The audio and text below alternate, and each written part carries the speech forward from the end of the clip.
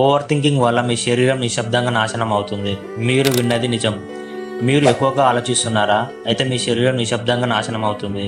ఒక విషయం గురించి మళ్ళీ మళ్ళీ ఆలోచించటం, like future, girlfriend, family problems గురించి ఎక్కువగా ఆలోచించటం, మీకు ఇది డైలీ హ్యాబిట్గా మారిందా? అయితే వినండి.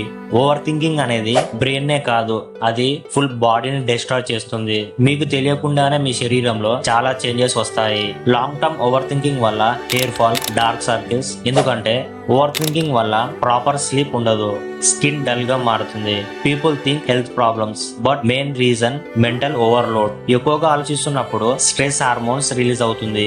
దీనివల్ల చిన్న విషయానికే వెంటనే కోపం వస్తుంది. బ్లడ్ ప్రెషర్ మరియు హార్ట్ బీట్ ఎక్కువగా పెరుగుతుంది. రోజు ఇలానే అయితే బాడీ పర్మనెంట్లీ స్ట్రెస్ స్టేజ్ లో ఉంటుంది. ముఖ్యంగా స్టమక్ ప్రాబ్లమ్స్ వచ్చే అవకాశం ఎక్కువగా ఉంటుంది. Brain and stomach direct connection లో ఉండటం వల్ల ఓవర్ థింకింగ్ ని ఆపడం చాలా కష్టం. ఏదో ఒక విషయం మనల్ని బాధ పెడుతూనే ఉంటుంది, కానీ ఓవర్ థింకింగ్ ని ఎంతవరకు అవాయిడ్ చేస్తే అంత మంచిది.